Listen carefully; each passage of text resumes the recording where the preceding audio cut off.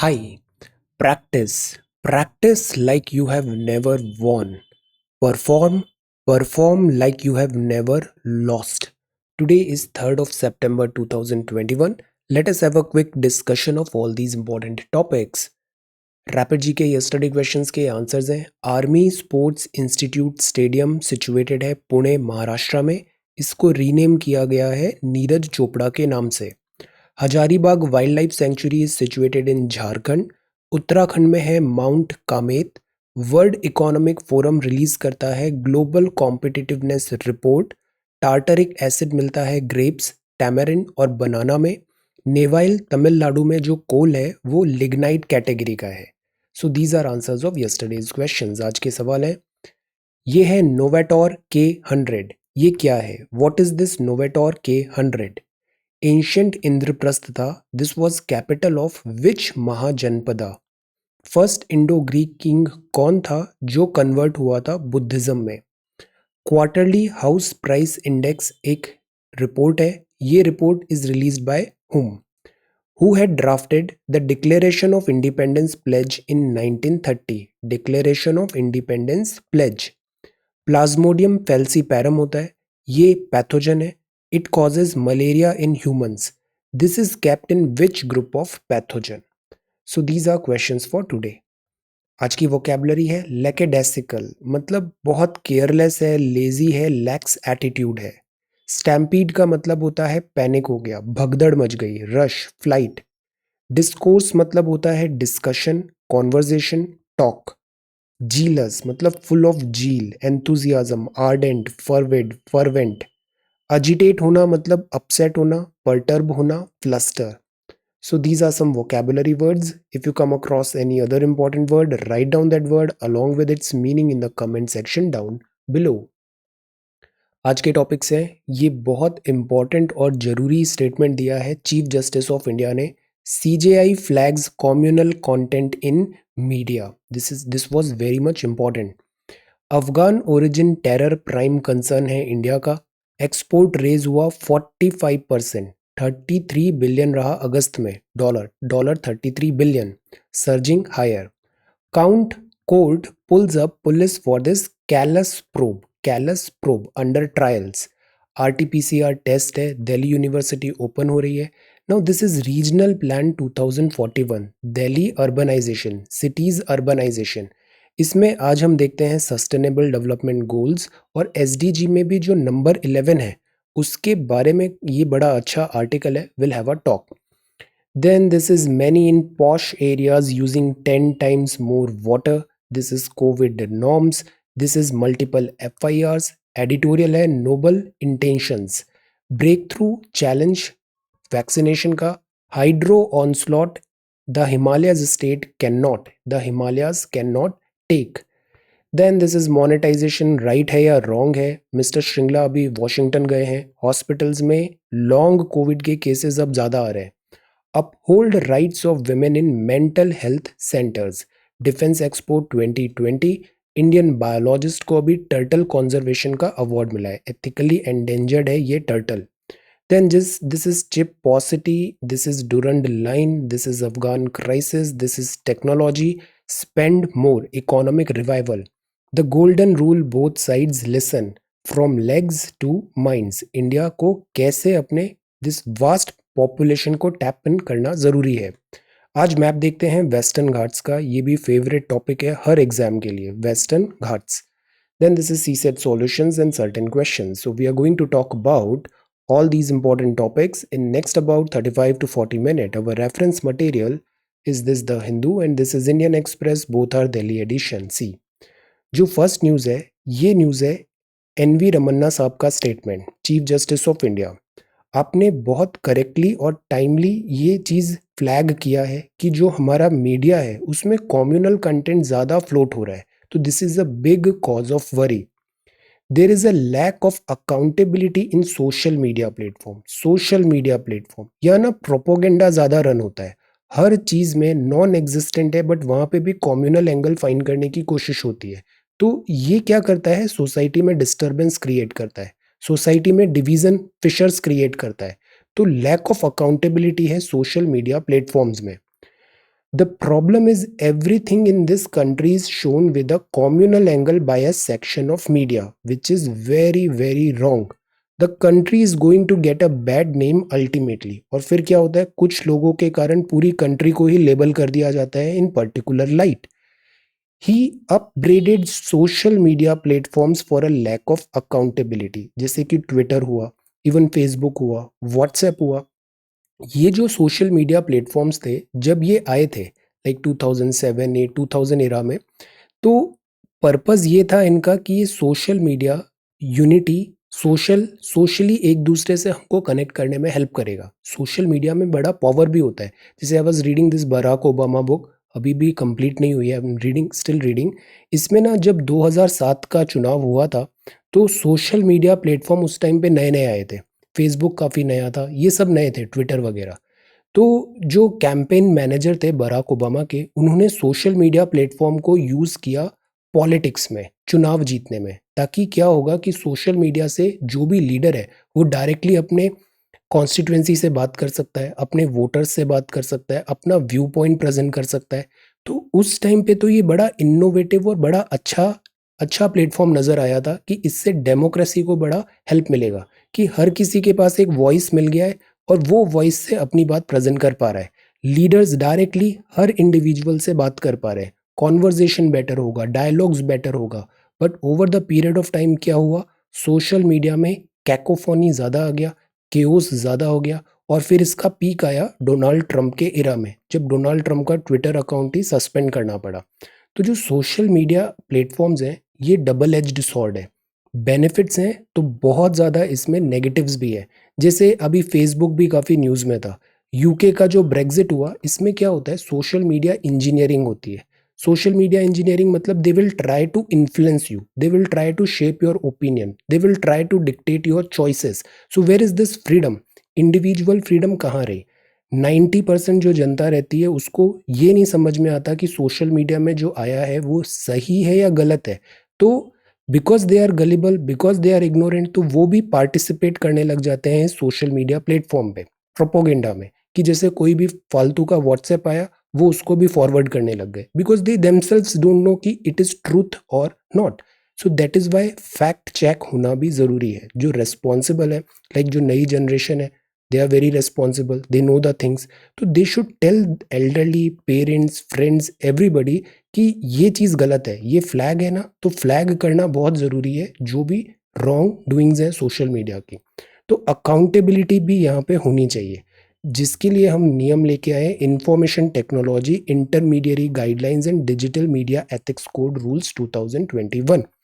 ये रूल्स क्या हैं, ये जैसे ट्विटर हुआ, फेसबुक हुआ, यूट्यूब हुआ, इसमें आप फ्लैग कर सकते हो इफ दिस कंटेंट, और यहाँ पे इनको एक अकाउंटेबिलिटी के लिए ऑफिसर सेट करना पड़ेगा, जो ये जो रेड्रेसल्स है उसका इमीडिएट रिजोल्यूशन देगा. तो this is all about redressal mechanism.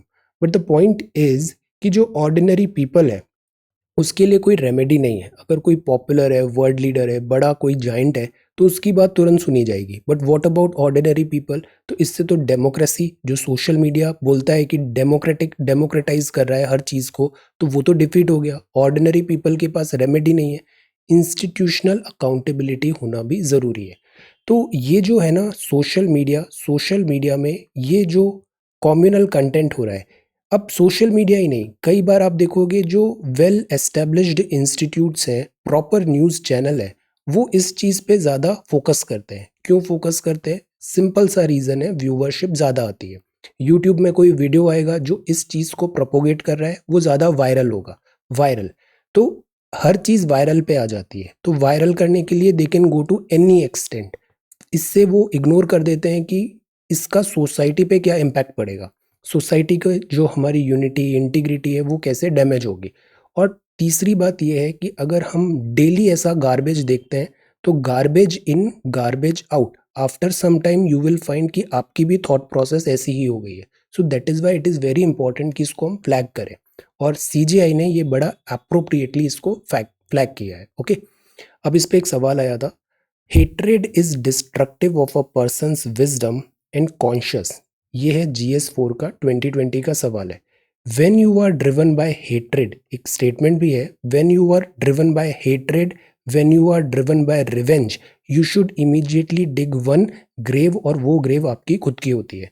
So hatred is destructive of a person's wisdom and conscious. आप ब्लाइंड हो जाते हो, सही गलत समझ नहीं आता. Wisdom and conscious that can poison a nation spirit, और ये पूरे कंट्री की डिफीट का रीजन बनता है. Do you agree with this view? Justify your answer. So this is GS4 2020.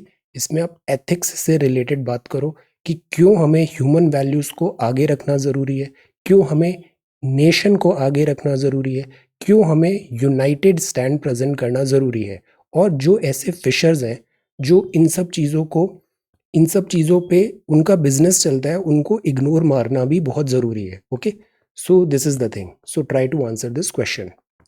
Next is Afghan origin terror prime concern India. अब India का भी यहाँ पे जो कंसर्न है वो जेन्युइन है, बिकॉज अफगान ओरिजिन टेररिज्म का एक बड़ा अच्छा ट्रैक रिकॉर्ड रहा है, ब्रीडिंग ग्राउंड रहा है अफगान इन टेररिस्ट का.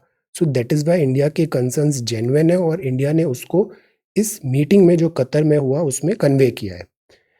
अब बात आती है Taliban is a terrorist group और नॉट. तो अभी तक हम यही फॉलो करेंगे MEA ने जो बोला है, और MEA ने अभी तक neither confirm nor deny whether India still considered the group a terrorist organization. तो ये बात है MEA spokesperson Mr Arindam Bagchi ने कहा. Let us just treat the Doha meeting for what it is.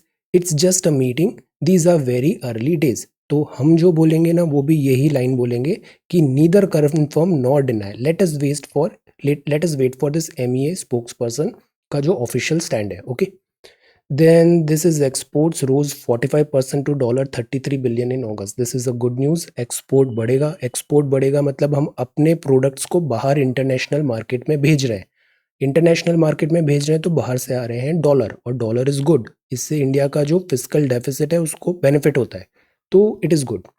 Export rise हुआ $33 billion. Surging higher see August this, so this is good.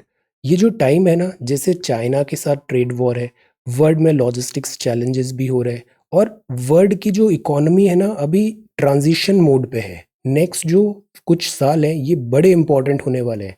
Export lead economy हम बन सकते हैं, export driven economy. So we should fix our basics, हमारे basics ठीक करें, set our house in order so that we would be ready when the opportunity arrives. Okay, surging higher. ये difficult situation है. Afghan refugees, अब सी Afghan refugees की जो problem है वो बड़ी जेन्युइन है. इन पे एट्रोसिटीज है, ह्यूमन राइट्स है. We understand their pain and concern, but India is already so much populated. हमारी खुद की पॉपुलेशन हमसे संभल नहीं रही है. हम इतना ज़्यादा रिफ्यूजी कैसे हैंडल करेंगे? तो दैट इज़ वाई अफगानिस्तान में ही रिफ्यूजी क्राइसिस का एक ही सॉल्यूशन है कि ये जो सोर्स है उस सोर्स से ही रिफ्यूजी बनने ही मत दो. आप उस सोर्स को करेक्ट करो, अफगानिस्तान को सेट इन ऑर्डर करो, सो दैट ये माइग्रेशन नहीं हो. Court pulls up police for callous probe. Callous मतलब होता है केयरलेस. अक्सर क्या होता है कि किसी पे भी आरोप लग जाता है, फिर वो अंडर ट्रायल हो जाता है, फिर वो under trial years and years तक रहता है, languishing in jails for years. So this tells the problem which our prisons are facing right now. जो पुलिस रिफॉर्म्स हैं वो क्यों ज़रूरी है? तो failure to conduct proper investigation will torment sentinels of our democracy. Again, this is strong statement. Police reform, jail reform, prison reform, ये दोनों reforms are very much required. So this is the front page of the Hindu. एक news और भी है, RT-PCR tests must for flyers. RT-PCR ज़्यादा accurate होता है, flyers के लिए है, 7 more nations में must किया है. Good. GST का कल डेटा देखा था. अब ये बात आ रही है कि इस डेटा के जो फाइन डिटेल्स हैं वो बताइए. GST डेटा में ट्रांसपेरेंसी ज़रूरी है, बिकॉज डेटा के साथ भी ऐसा कहा जाता है डेटा वही बात बोलता है जो हम सुनना चाहते हैं. तो डेटा एक्यूरेट होना ज़रूरी है, डेटा करेक्ट होना ज़रूरी है, अदरवाइज उसकी अकाउंटेबिलिटी नहीं होती. DU to reopen in phased manner from next week.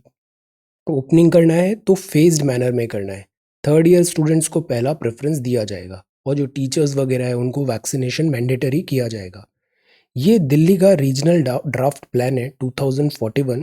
इसके जो पॉइंट्स हैं ना दे आर रियली गुड. जो दिल्ली को डेवलप करें हम तो किस लाइन पे डेवलप करें? बड़े बड़े शहरों में सबसे बड़ी प्रॉब्लम होती है ट्रांसपोर्टेशन, कॉम्यूटेशन की।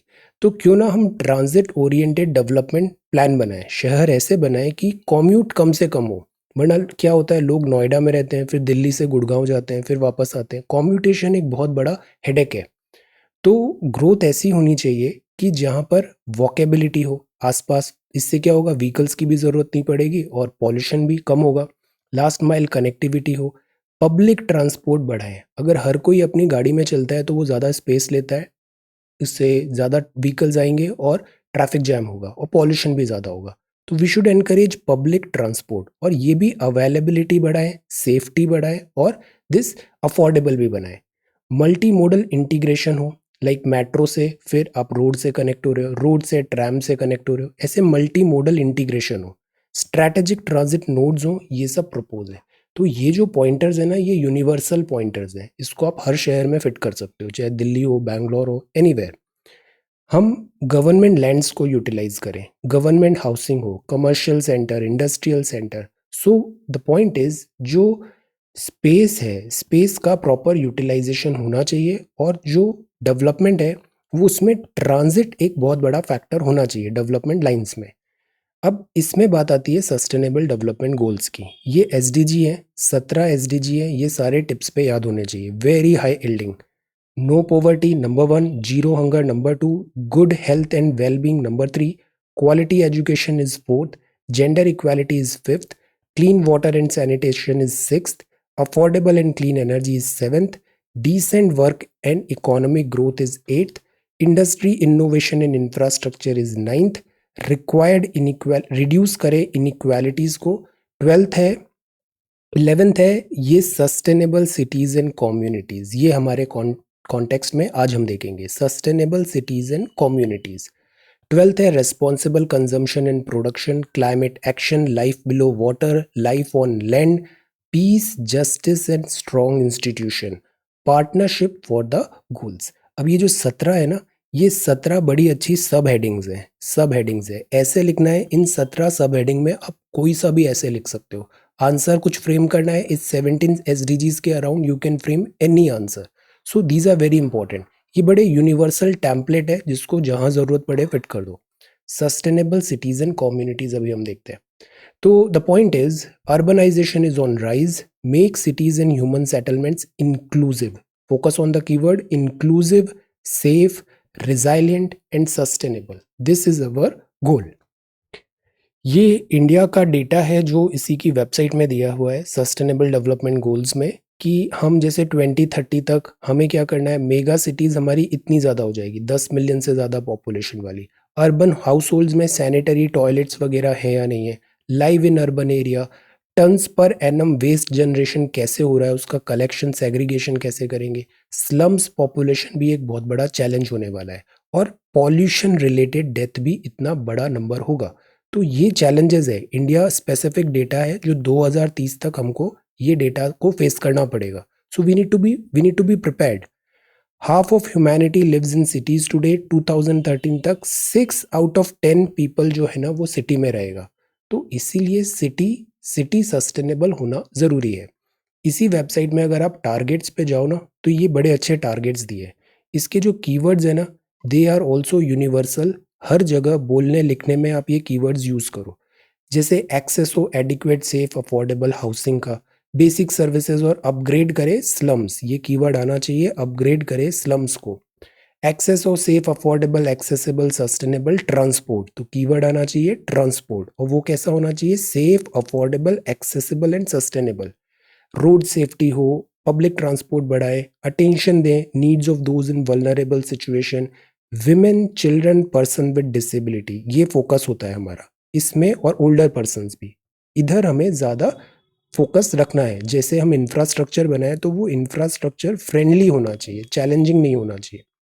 2030 तक हम सस्टेनेबल अर्बनाइजेशन करें, पार्टिसिपेशन करें, सेटलमेंट को बढ़ाएं, हम स्ट्रेंथन प्रोटेक्ट करें वर्ल्ड की कल्चरल और नेचुरल हेरिटेज भी। मतलब जैसे जलियांवाला बाग का रेनोवेशन हुआ, तो जो उसका यूनिक कैरेक्टर है ना, उसको चेंज नहीं करना है। जैसे अभी हमने चांदनी चौक का रेनोवेशन कराया, तो उसका जो हेरिटेज थीम है, we are not into changing that basic nature. 2030 तक हमें नंबर ऑफ डेथ्स वगैरह कम करना है, अफोर्डेबिलिटी सब्सटेंशियली डिक्रीज करना है, डायरेक्ट इकोनॉमिक लॉसेस। तो जो अर्बन पुअर्स है ना, मतलब हम अक्सर ये सोचते हैं गरीबी मतलब गांव नहीं, शहरों में भी गरीबी है और इसको बोलते हैं अर्बन पुअर्स। इकोनॉमिक लॉसेस कोविड-19 बैकड्रॉप में कम करना है। डिजास्टर्स के लिए प्रिपेयर रहें, जैसे कोविड-19 हुआ। पुअर और जो वल्नरेबल है उनको सेफगार्ड करें। पर कैपिटा इनकम जो कम हुई है उसको बढ़ाएं। एनवायरमेंटल इम्पैक्ट को कम करें। फुटप्रिंट्स, कार्बन फुटप्रिंट्स कम करें। ये मैं पूरा अभी इमीडिएटली शेयर कर दूंगा, इस सब को एक बार आप ज़रूर पढ़ना। इससे जो आपकी आंसर राइटिंग है ना वो बड़ी एनरिच हो जाएगी। यूनिवर्सल एक्सेस करें, safe inclusive accessible public spaces का रखें, विमेन चिल्ड्रन फ्रेंडली हो, disabilities, positive economic social environmental link हो, सब्सटेंशियली इंक्रीज करें। जो ये सिटीज़ हैं वहाँ पे इंक्लूजन हो, माइग्रेशन मिटिगेशन करें हम एनवायरमेंटल इम्पैक्ट का। और फिर एक इम्पॉर्टेंट कीवर्ड है Sendai framework for disaster risk reduction 2015-2030। ये बड़ा इंपॉर्टेंट है, ये 2030 तक वैलिड है। तो हर आंसर में जहाँ भी डिजास्टर कुछ बोलना है ना तो ये कीवर्ड आप डालो, Sendai framework for disaster risk reduction. तो हॉलिस्टिक मैनेज करें, हम रिजाइलियंट सिटी बनाएं, सस्टेनेबल एंड ऑल। तो ये हमारा थीम होना चाहिए शहरों को लिवेबल बनाने के लिए।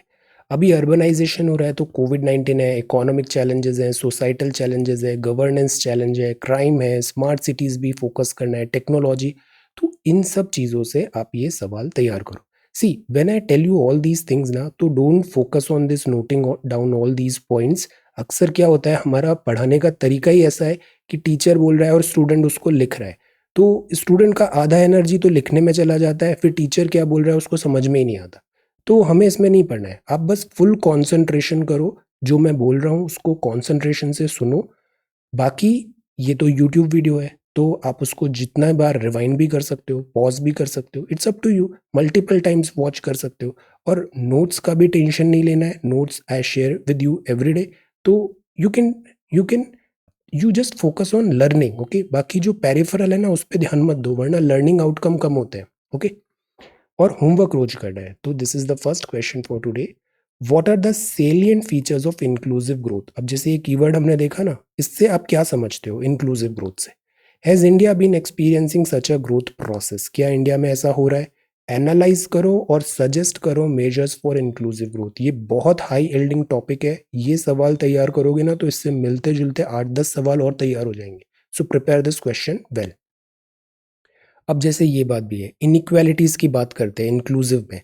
पॉश एरिया वो एरिया होता है जहाँ बड़े हाईफाई लोग रहते हैं, तो posh areas using 10 times more water. ये सारे रिसोर्सेज खुद ही यूज कर लेते हैं, तो बाकी लोगों के लिए कुछ बचता ही नहीं है। ये दिल्ली जल बोर्ड ने बोला, houses, lawns, pets, multiple cars हैं, क्या ज़रूरत है। बट नहीं, they have to maintain their status symbol, so they are wasting a lot of resources. और इससे इनइक्विटेबल डिस्ट्रीब्यूशन हो रहा है लिमिटेड रिसोर्सेज का, ओके। देन दिस ये टीओडी हो गया, ये दिल्ली का न्यूज़ है। अब जैसे ये केस स्टडी है ना, इसको भी आप कहीं ना कहीं यूज कर सकते हो एथिक्स के आंसर में या बोलने में, कि इनइक्विटेबल यूजेज हो रहा है लिमिटेड नेचुरल रिसोर्सेज का। Delight wake up to yet another rainy day, highest rainfall हुआ है, can not register multiple life FIR। अब ये भी ज़रूरत है कि हमारे यहाँ क्या होता है, एक बार क्राइम किया उसका पनिशमेंट मिल गया। अब ये थोड़ी है कि ज़िंदगी भर सेम क्राइम के लिए आप उसको पनिश करते जाओगे, मल्टीपल पनिशमेंट नहीं होता है। तो can not register multiple FIRs for same crime, ये रीट्रेट किया हाई कोर्ट ने। क्या होता है, एक ही क्राइम के लिए बहुत सारी FIR हो गया तो वो रॉन्ग है। Delhi reports zero virus death, excellent, very good, zero virus death इसको मेंटेन करना है। देन दिस इज, इतनी बसेस है, जंक हो रही है, शैम्बल्स मतलब वो मतलब खराब हो रही है, शैम्बल्स हो रही है। गवर्नमेंट इतना पैसा लगाती है और सब ऐसे पड़े पड़े सड़ रही है buses, so this is also one thing.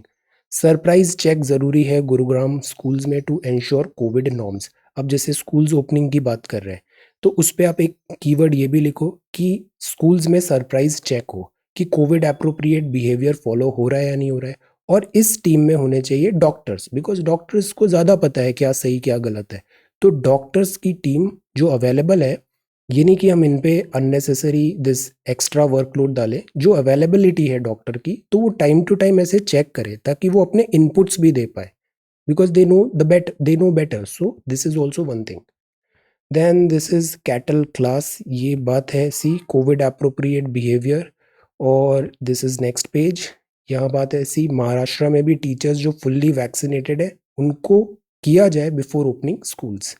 Then this is also one very sad news, see only 40। ये जो लाइफस्टाइल डिसीजेज है ना, लाइफस्टाइल हमारी ऐसी हो गई है, हाइपर कॉम्पिटिटिव स्ट्रेसफुल एटमॉस्फेयर में है, तो जो हेल्थ है ना वो बैक सीट ले लेती है, ये नहीं करना है। आगे हम एक मेंटल दिस हेल्थ का भी एक टॉपिक देखेंगे। Noble intentions, the UN must ensure that the Taliban uphold human rights and give up terror tactics. See Taliban का रेपुटेशन तो ठीक है नहीं, तो हमको इसमें केयरफुल रहना ज़रूरी है। सेकंड, यूजुअली तालिबान या ऐसे कुछ होते हैं उसमें हम बहुत ज़्यादा डिस्कशन नहीं करते अगर जब तक वो डायरेक्टली इंडिया के कॉन्टेक्स्ट में नहीं है। बट अभी हम वर्ल्ड अफेयर्स में कुछ ज़्यादा डिस्कशन कर रहे हैं, उसका सबसे बड़ा रीज़न है कि इंडिया अभी यूएनएससी का नॉन परमानेंट मेंबर है। तो मतलब दिस इज़ अवर रेस्पॉन्सिबिलिटी, अभी हम सिक्योरिटी काउंसिल में हैं। 2021-22 में 2 साल तक हम नॉन परमानेंट मेंबर रहेंगे। और जो अगस्त का मंथ है इसमें तो हम प्रेसिडेंट हैं यूएनएससी के, तो पूरे वर्ल्ड की सिक्योरिटी की जिम्मेदारी हमारी भी है। तो दैट इज़ वाई ये यूएनएससी रिजोल्यूशन आया 2593। इसमें की इंडियन कंसर्न्स बोले, calling for the Taliban to safe evacuation of Afghans wishing to leave and not allowing Afghan soil to be used for terrorist activities. Second, importance है uphold करें rights को, push करें inclusiveness, negotiate करें political settlement जैसे पंजशीर वगैरह में हो रहा है, या फिर जो पहले की यहाँ की डेमोक्रेटिकली इलेक्टेड गवर्नमेंट है, जो नई गवर्नमेंट बने वो इंक्लूसिव हो, अदरवाइज फिर से यहाँ पे सिविल वॉर स्टार्ट हो जाएगा।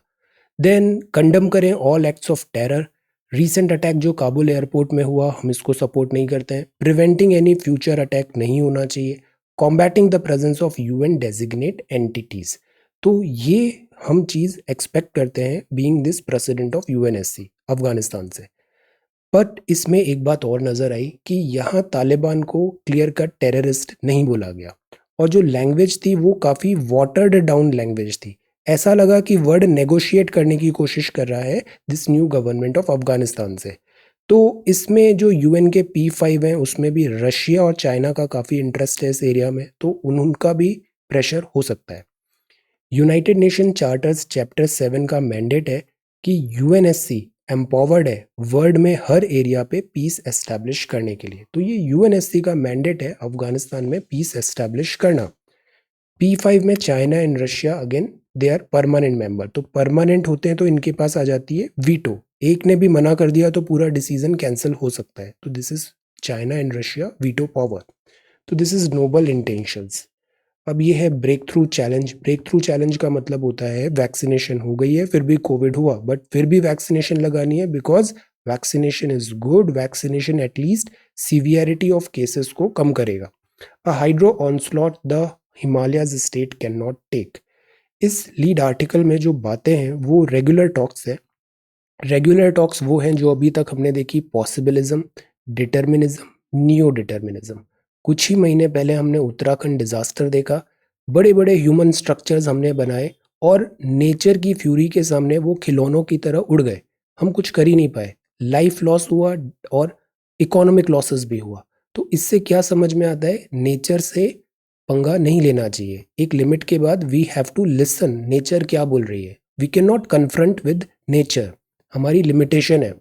देर is rock solid scientific evidence to demand cancellation of many upcoming and approved hydel project. तो अभी कुछ ही दिन पहले बहुत सारे हाइडल प्रोजेक्ट्स ओपन किए। हाइडल प्रोजेक्ट्स क्या होते हैं, हिमालयन रिवर्स है, यूथफुल स्टेज में है, कल क्विज में देखा था। तो यूथफुल स्टेज में इनके पास फ्लो होता है, तो उस फ्लो से इलेक्ट्रिसिटी जनरेशन हो सकती है। तो हिमालयन स्टेट्स में हाइडल प्रोजेक्ट्स का बड़ा पोटेंशियल है। बट प्रॉब्लम ये आती है कि हिमालयाज यंग फोल्ड माउंटेन है, ये अभी प्रॉपरली वेल सेटल्ड नहीं है और नेचुरल डिजास्टर्स यहाँ पे ज़्यादा होते हैं। तो the point is we should learn from mistakes, we should not keep on repeating the same mistake again and again and again.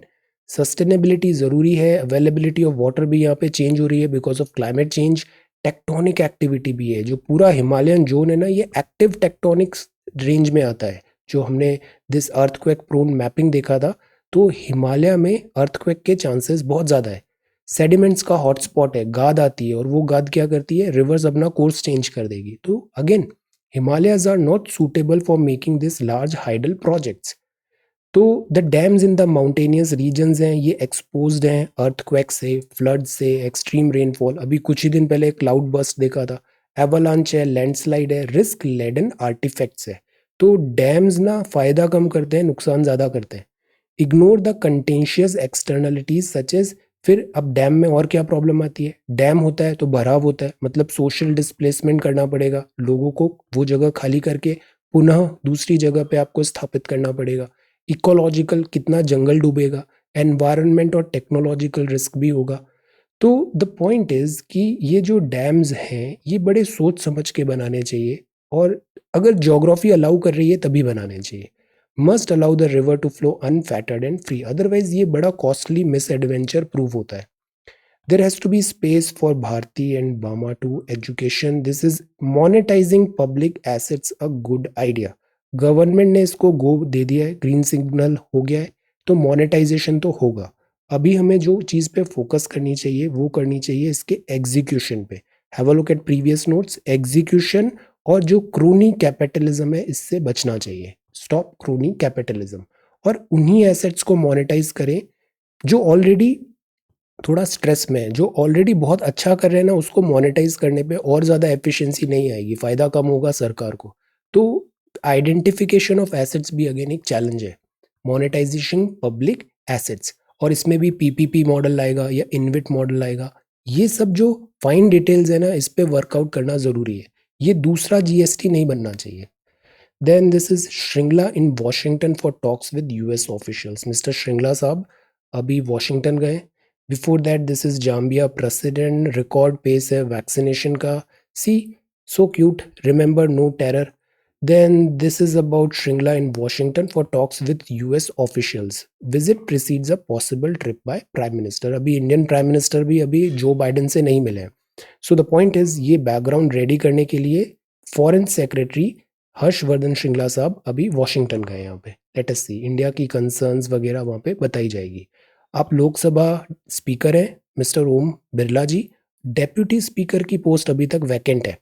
Deputy speaker usually traditionally जो ओपोजिशन होता है उसके पास जाता है, बट ओपोजिशन तो है ही नहीं, मतलब जो नंबर रिक्वायर्ड नंबर चाहिए। तो long wait for a deputy speaker for Lok Sabha. This is 40 central universities to implement credit bank होगा। Police baton charge farmers in Moga. Hospital sees many cases of long COVID. पहला जो वेव आया था ना, उसमें ऐसा था कि 15 दिन 20 दिन में पेशेंट ठीक हो गया।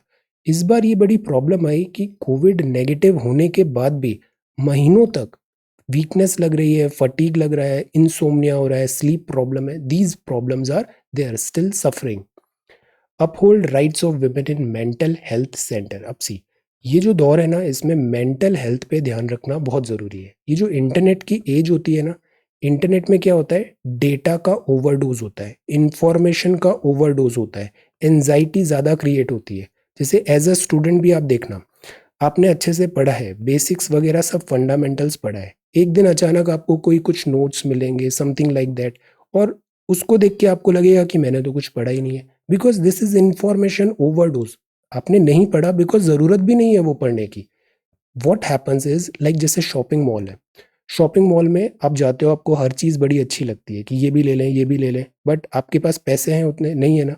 सिमिलरली एग्जाम प्रिपरेशन आप 1 ईयर में करना चाहते हो, so you have to be selective. हर चीज़ पढ़ने की नहीं होती। और इंटरनेट एज में जो मैं आपको बता रहा हूँ, ओवरडोज ऑफ इंफॉर्मेशन है, वो क्रिएट कराता है एनजाइटी। ये जो यूआईज और कंटेंट ऐसे बनाए जाते हैं कि आप हमेशा यहाँ से हुकअप रहो, आप इधर छोड़ो ही नहीं इनके प्लेटफॉर्म को, जस्ट कीप वॉचिंग, स्क्रॉल कर रहे हैं aimlessly, unnecessarily. This creates mental health issues. तो सुप्रीम कोर्ट ने बोला, सेंटर को भी बोला, in general everybody is facing this mental issues. तो the point is, physical health ज़रूरी है और मेंटल हेल्थ वगैरह जो है इस पे भी ध्यान देना ज़रूरी है। कोर्ट ने इसको राइटली अगेन आइडेंटिफाई किया है। Comparison is the thief of joy, always remember this thing, comparison नहीं करना है। Social media is design to make you feel less. अगर आप फील लेस नहीं करोगे तो आप यहाँ जाओगे क्यों। तो social media is design to make you feel less. जो चीज़ सोशल मीडिया में दिखती है वो एक्चुअली में वैसा होता नहीं है। एक्सरसाइज करना ज़रूरी है, फिजिकल एक्टिविटी इज़ इम्पॉर्टेंट और sunlight is very very important. ये दोनों मेडिसिन हैं। And everybody is not everybody's cup of tea. Remember, earth में अभी 7 बिलियन से ज़्यादा ह्यूमन बींग्स हैं, just like you and me. तो ज़रूरी नहीं है सब 7 billion. Everybody is not your cup of tea, you are not everybody's cup of tea. Understand this thing, okay? Find your people and happy. So this is the thing, because आने वाले time पे क्या है, जैसे digital push है ना, तो ये चीज़ें बढ़ने ही वाली है। So that is why we need to prepare better. Then preparation for defence expo 2022 भी चल रहा है। मिनिस्ट्री कहाँ पर हो रहा है? ये गुजरात में हो रहा है, Gandhinagar. Go deep. Indian biologist ने बड़ा अच्छा काम किया, ग्लोबल अवार्ड मिला है for turtle conservation. Excellent.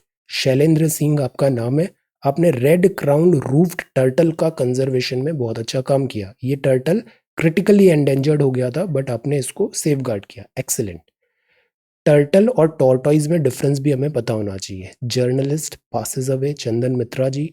Jallianwala Bagh conservation जो था, इस पे भी अननेसेसरी ये हुआ, कुछ भी फैक्चुअली इनकरेक्ट नहीं है, ये बताया कल्चर मिनिस्ट्री ने। सुपरवाइज्ड बाय ASI ये रहा है। Then this is about close to form government, at least this many. Flooding, flooding क्या नाम है? Ida. Flooding, heavy rain flooded this New York subway too. Then Kabul airport reopen हो रहा है। Ireland fines WhatsApp. Then North Korea rejects Chinese vaccination. Reality talent show. अब ये जो talent show है ना, इसमें रियलिटी के अलावा सब कुछ होता है। टैलेंट शो, इनको ज़्यादा सीरियसली नहीं लेना चाहिए।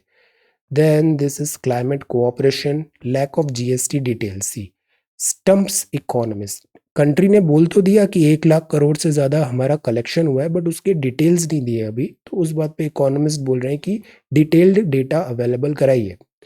Chip paucity hurting car sales, not tepid demand. Automobile वैसे ही बड़ा दिक्कत में, डिमांड नहीं आ रही थी, अब डिमांड तो है, बट अब मैन्युफैक्चरिंग नहीं हो पा रही है because of this chip shortage, Taiwan issue.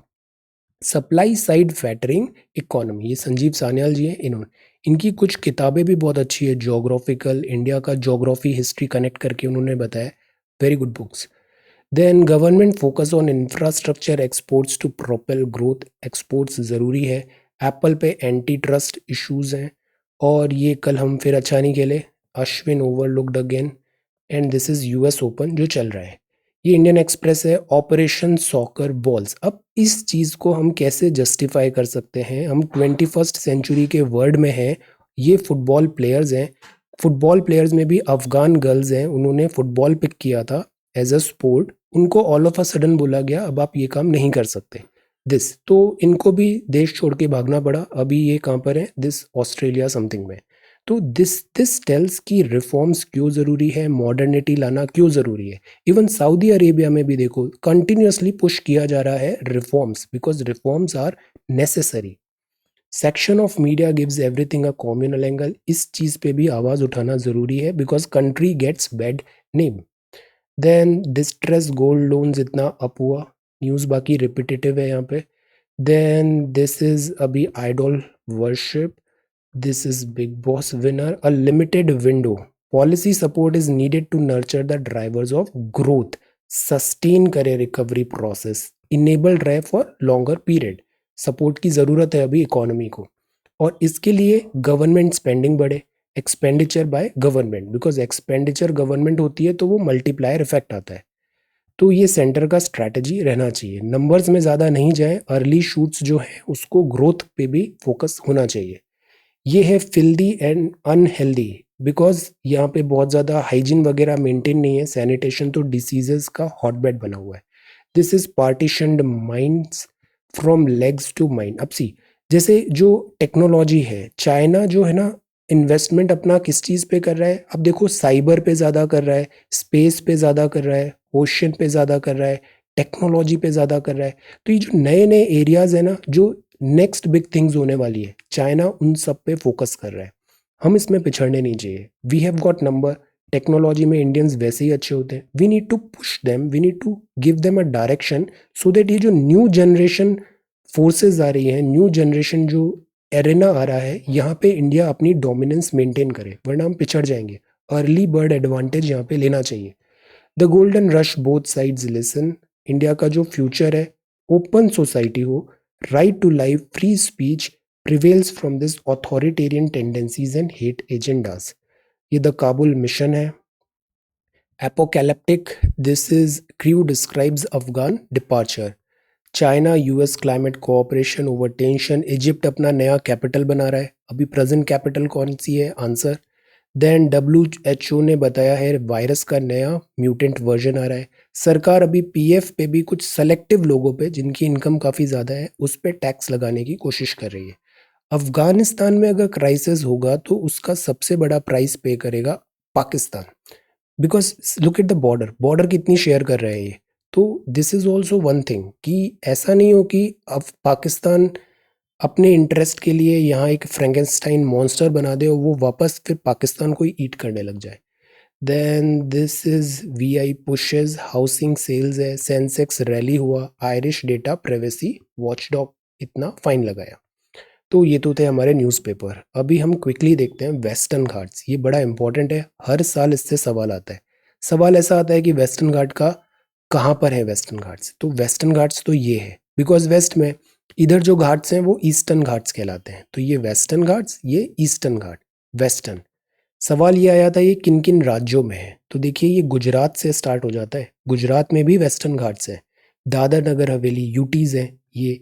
Then Maharashtra है, देन गोवा है, कर्नाटका है, केरला है और इवन तमिलनाडु में भी वेस्टर्न घाट्स का एक पैच है. तो वेस्टर्न घाट का जो स्प्रेड है ना वो इन सब राज्यों में. सवाल है प्रीलिम्स का कि किन राज्यों में वेस्टर्न घाट स्प्रेड है.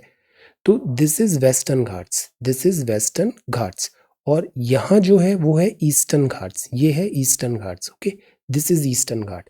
वेस्टर्न घाट और ईस्टर्न घाट कहाँ पर मिलते हैं और एक कॉरिडोर है वेस्टर्न घाट और ईस्टर्न घाट का, उसका नाम क्या है? नाम क्या है कॉरिडोर जो कनेक्ट करता है वेस्टर्न घाट और ईस्टर्न घाट्स को? ओके, और कौन सा दिस पीक है जो वेस्टर्न घाट ईस्टर्न घाट का जंक्शन माना जाता है? Okay, answer these two questions.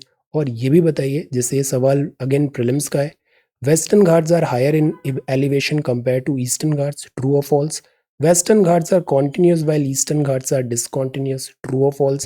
Western Ghats are called Annamalai Hills and Cardamom Hills in Kerala.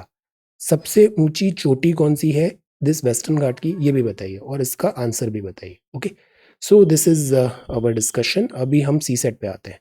C fumble का मतलब होता है कुछ गलती हो गया, ड्रॉप हो गया, मिस्टेक हो गया, मिस हैंडल हो गया. तो फिनेस का मतलब होता है बहुत स्किल्ड है, ग्रेसफुल है, एलिगेंस है. तो ये क्या हुआ है? ओपोजिट वर्ड हुए. तो ऐसे ही मलाइन का मतलब होता है किसी को स्लैंडर करना, क्रिटिसाइज करना. और एक्सटॉल का मतलब होता है किसी की तारीफ करना, प्रेज, काइंड रहना. तो ये जो वर्ड्स थे ना ये ओपोजिट थे, ओपोजिट वर्ड्स थे. यहाँ दोनों प्लूरल है तो दोनों आ रहेगा. सेसेमोग्राफी अर्थक्वेक के लिए होती है और टेसियोमीटर, दिस इज टेसियोमीटर होता है स्ट्रेन कैलकुलेट करने के लिए. टेसियोमीटर. आज के सवाल है डिक्शनरी के ऑर्डर पे इनको असेंबल करें. बड़ा आसान सवाल है बट फिर भी गलती होती है. स्पीड, स्पीड में जल्दी जल्दी एक्यूरेसी लाना, ये हमें अचीव करना है. Speed plus accuracy. So try to answer. 5 लोग हैं, हर साल ये सवाल आता है. 5 लोग हैं ABCDE सिटिंग इन अ रो. रो मतलब ये, टेबल मतलब ये. रो में बैठे हुए हैं लाइन में. Facing you such that D is on the left of C. आपको फेस कर रहे हैं. D is on the left of C, B is on the right of E, A is on the right of C, B is on the left of D. If E occupies a corner position then who is sitting in the centre. तो एक line draw करिए, उसमें 5 ऐसे बना दीजिए. ये सारा data उसमें फिट करते जाइए. आप यहाँ पे हो, ये आपको फेस कर रहे हैं. तो आपको बताना है सेंटर पे कौन है. Okay, there are 5 girls RSTP and Q sitting in row facing north. तो अब यहाँ आपको फेस नहीं कर रहे हैं, ये नॉर्थ को फेस कर रहे हैं. ओके, तो डायरेक्शन ये हो गई. T is sitting exactly in the middle of the row. Q is sitting in the immediate right, immediate left of P, T respectively. S is not sitting at the extreme end. एक और condition है. Who is sitting third to the left of R? Answer 5 ऐसे places बताइए. ये north है, data put करिए, you will get the answer. So these are 3 questions of CSET for today. ये solution है. Western Ghats very important. Western Ghats and Eastern Ghats, इसकी important peaks कौन सी है?